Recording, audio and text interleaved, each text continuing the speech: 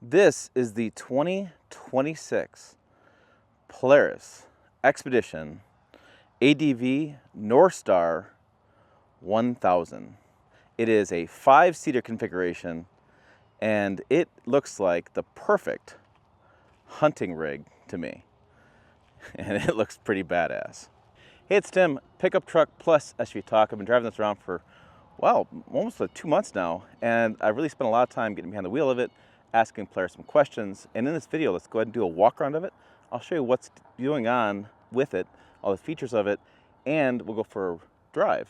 Yeah, we'll go for a ride in it, and I'll talk to you about how it drives on the dirt roads, because that's really, well, that's the important part, right? Okay, what do we got going on here? We have some dual A-arms with stabilizer bars. They are there in the front.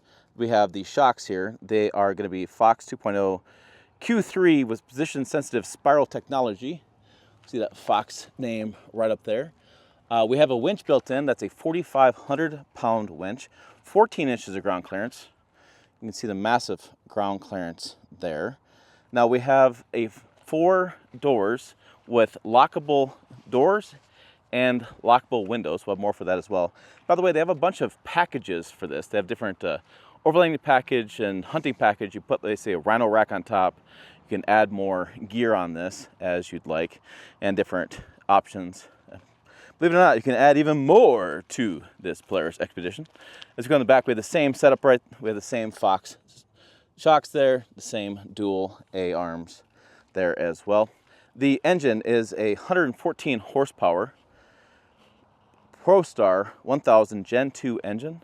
On the back here, we can see our muffler built in there, and we have a little bit of a towing capacity there. I'll see if I can't look that up. I don't have it printed on my sheet of paper here, but we have that there with that.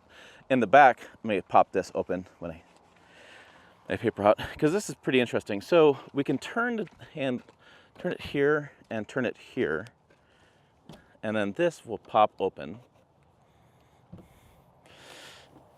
It's hard to do one-handed, but yeah. So we have this opens up here. What's great is up front is that window opens up there too, and then this will pop down. So you have a pretty good amount of storage room back here.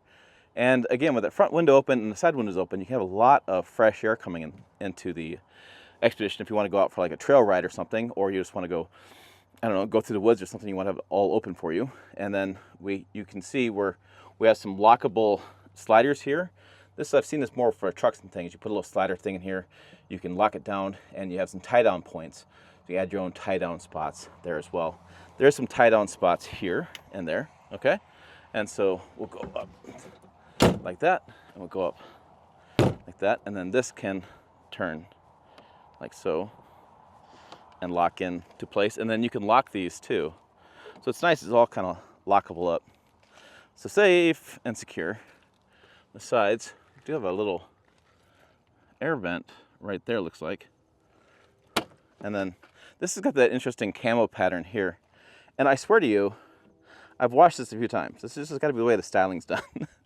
This is as clean as it gets. So this is our door opening for second row seats. We have a big grab handle here. This seat is split 60-40 as far as fold up. And then we have some cup holders back here that the door or the windows controls here. And we have a power plug there for, real. So a power plug there, so you can add some power there. And then we have some unique lights. You can see little blue lights there as well. And this is a washable floor. Just spray it out and keep that nice and clean. So just some smaller kind of jump seats back here, and then a good amount of headroom. And then you have a nice bar to grab hold on for the passengers, because this thing can get a little rowdy. So you want to have something to grab hold of. Then we close that there, and then we come over here. Then we have a bigger door opening for the driver, which is nice. So this is not so big for the passengers, but the driver's side door is nice and big to get into. Again, big grab handle, lots of plastic, which is nice. Although it's got a little bit of a, I don't know, little texturing here, and not so slick plastic. So you're not going to slide your hand off of it. It's a little bit more of a texture to it. And then JBL speakers there, some tweeter there. We have some analog gauges there with digital there. We have a ride command screen here, which is sometimes hard to show on camera, but you can get different screens there as far as where you're at. your elevation, your voltage. You can see temperature, time, and the fuel tank's 99%. And I guess I've been driving it, filled it up. And then you have different controls, media. You can actually sync to your phone for an app, and you can have send directions to other people as far as ride command. We have different drive modes here as far as comfort, standard, or sport, and then you can engage different parts of the axle. So whether you want four-wheel drive, active, or you want two-wheel drive, or you just want to lock one of your wheels, winch controls there. And then we have heating and cooling in this as well. So HVAC, there's your windshield wiper, and then we have the window controls there, up, down, and actually have all four controls. And my cup holder, nice. I had my little tea this morning, and another cup holder there. This actually handle here doesn't do anything. Had me very confused all week long. last couple of months. I've been driving around quite a bit this last week, but this doesn't do anything. It's screwed in. It's another grab handle for the passenger. So the passenger doesn't have a bar, doesn't have a handle, anything. So he's going to grab hold of that and grab hold of the door. So it doesn't shift in. It's not a shifter, not anything. It's screwed in there. And then we have, this is a lockable safe, right? Yeah, so lockable safe there. Little light down there to shine that up at night. Fairly comfortable seats. It comes up a little bit. It's manual seat there, so you slide, move forward, and then there's your bolstering there. So yeah, I mean it's not like you're gonna spend 1,000 hours in this driving for many miles, but it's a nice seat. Looks like it's gonna hold up pretty well as far as durability. Steering wheel, and then there is your mirror. And again, like I said, pull this and it pops out like so, and it goes all the way out. I can do it one-handed. Yeah, so good amount of fresh air that comes through, and so you can actually pop that all the way out and drive with that if you want to have a really good amount of fresh air coming in the cabin. But that's what it looks like when it's in kind of its badass mode. But let's go ahead and go for I think it's kind of a badass mode. Let's go ahead and go for a drive and talk about more about how it performs on the dirt road. Okay, out on the dirt,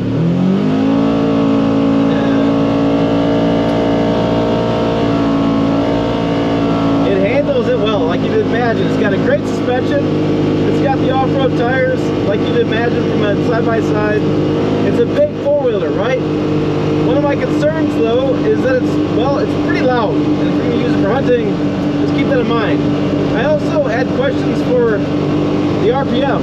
Let me see if I can't show you while I'm driving about how many RPMs it has. And I'm just doing 45 miles an hour, and I'm at 6,000 or so RPM. The way it's geared, it's a really low gearing, and yeah, so I'm gonna back it up there, but it idles at like 1,300 RPMs, so it gets really high in the RPMs. Also, it's got a knocking sound in the back, which they tell me is very common with UTVs. It's a secondary CVT engaging. I've driven the Polaris XDs, like their work trucks, and I find those to be less RPMs, and I didn't hear the knocking, so I don't know. Maybe I missed that with that XD, but I did notice it with this one. And maybe my expectations are just different, but yeah, this one's just different. So I'm speaking up as loud as I can as well, getting close to the camera, because it is fairly loud in here too. There's not a whole lot of sound deadening, and it's a loud cabin. So take what you will. I don't think you'll be doing 40 miles per hour very often in this, because it is more of a low speed type of vehicle. So if I were to do low speed, so I'm going to go back down to, let's say, 25. Okay, so this is about 25 miles an hour. Let me show you the RPMs again. My video up there. So I'm still at almost 5,000 RPMs, and I'm doing just basically 30 miles an hour. I'll show you the screen here, 29 miles an hour because of the glare from the sun. So yeah, I don't know, but visibility is great in the cabin. See all the way around there. I got a great seating angle, the seating position, right? And the steering wheel does tilt. It doesn't telescope, but it tilts. So good seating, lots of headroom. Keep my helmet on, lots of headroom, so wind there. I don't know, 45,000 seems like a little high to me, but what do you guys think? I'll be curious to get your comments on this, and what do you guys think about the RPM, stuff like that? A little high, or am I just seeing things that just don't exist? That's always a possibility. Check out other videos of the channel up over here, website down below as well, pickuptrucktalk.com. I type over there as well. As always, thanks for watching. I will see you down the road.